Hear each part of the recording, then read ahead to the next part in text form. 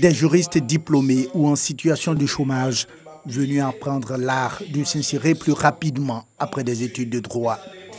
Cette opportunité que leur offre l'Institut Objectif Juriste Moderne arrive à point nommé. J'ai décidé de participer à cette conférence pour acquérir plus, disons, de conseils et d'astuces concernant l'insertion professionnelle. Car bien même que je sois inséré, j'ai besoin de gravir les échelons. Il y a des attitudes qui sont vraiment banales, mais qui soulèvent des problèmes de droit très pertinents que les étudiants ne savent pas forcément résoudre, parce qu'ils n'ont pas une certaine expérience de la pratique. En plus des études universitaires sanctionnées par des diplômes, le juriste doit donner la preuve d'une compétence pratique pour augmenter ses chances de se faire recruter. On sort de la faculté, on n'a qu'une perception, n'est-ce pas, théorique des choses. Donc comment capitaliser au mieux cette expérience théorique, cette formation théorique, pour la mettre au service d'un cabinet d'avocats en l'occurrence, d'un cabinet de conseil juridique, d'un cabinet de notaire. Donc parce qu'il faut être en définitive utile à qui nous recrute. Cette conférence publique est gratuite, relative aux conditions de travail des juristes salariés, vise à outiller les juristes diplômés pour mieux affronter le marché du travail.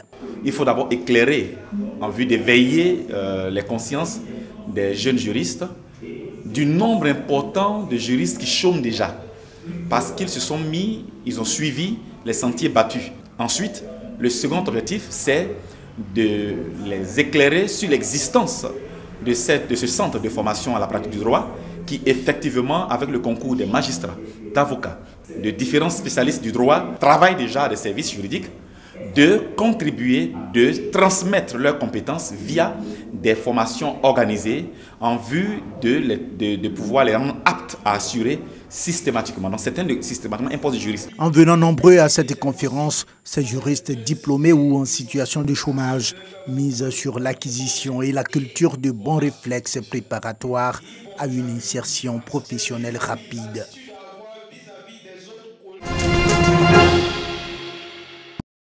La ville de Bouaké va abriter le 8 mars prochain la célébration officielle de la cérémonie de la Journée internationale de la femme.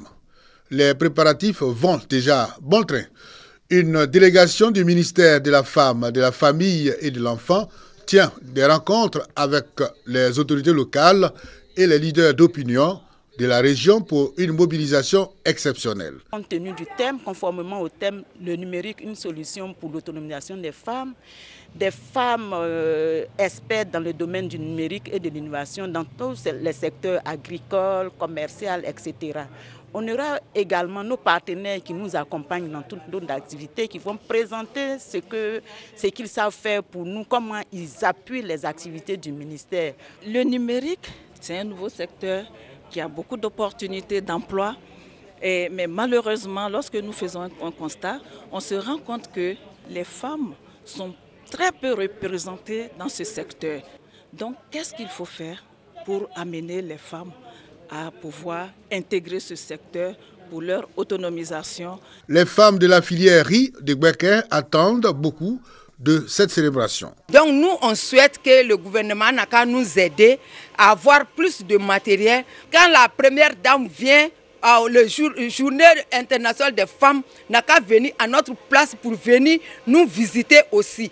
La célébration de la femme à Bouaké connaîtra la présence de la première dame de Côte d'Ivoire, Dominique Ouattara.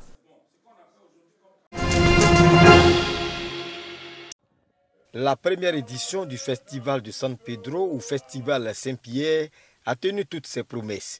Durant 3 jours, les festivaliers venus nombreux ont pu apprécier le riche patrimoine culturel et touristique de la région. Depuis nous sommes à San Pedro, on n'a jamais vu la danse guerrière des Kroumènes. Cette fois-ci, on a vu. On sait ce que c'est que les Kroumènes. C'est une première dans l'histoire de notre région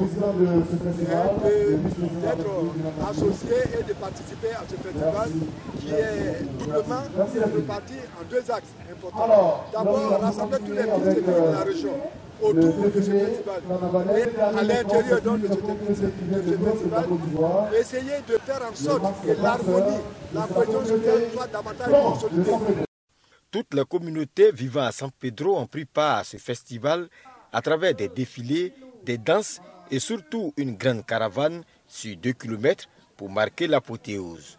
Au grand plaisir du premier magistrat de la ville, initiateur de ce festival de San Pedro, Félix Anobli. Nous pouvons dire que cette première édition est une réussite parce qu'elle a permis donc à tous ceux qui n'étaient pas ensemble hier d'être ensemble aujourd'hui, de danser ensemble et de fêter ensemble.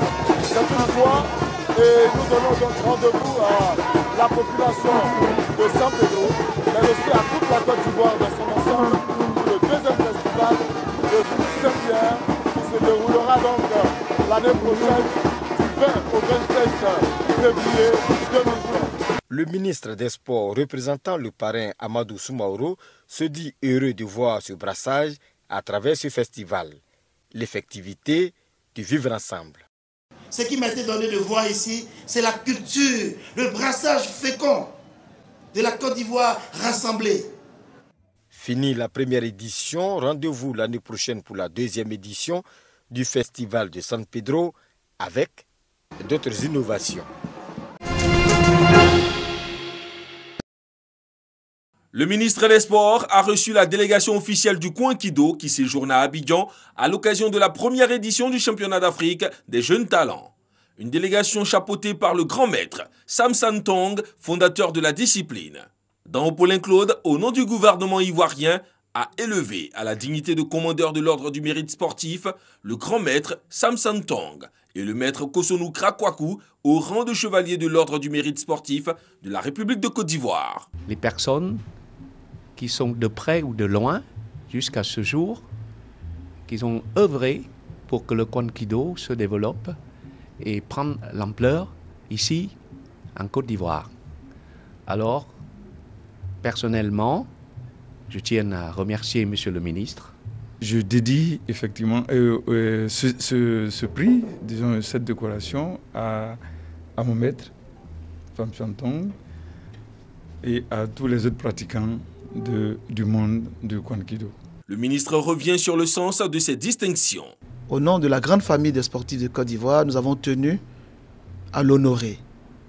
À l'honorer pour ce travail de renforcement des capacités de l'ensemble des acteurs du monde des arts martiaux, mais surtout pour l'héritage qu'il donne aux jeunes générations dans la formation au civisme, à la citoyenneté, à la maîtrise de soi, pour qu'ils soient des citoyens ivoiriens de grande qualité pour demain. À leur tour, les membres de l'instance mondiale du Kouankido, par la voix du fondateur, ont élevé à titre honorifique le ministre Dao Paulin Claude au grade de ceinture noire 5e dan.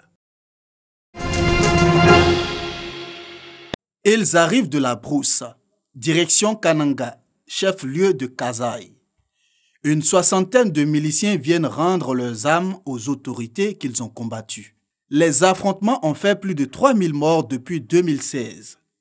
L'arrivée au pouvoir d'un président originaire de la région représente un espoir.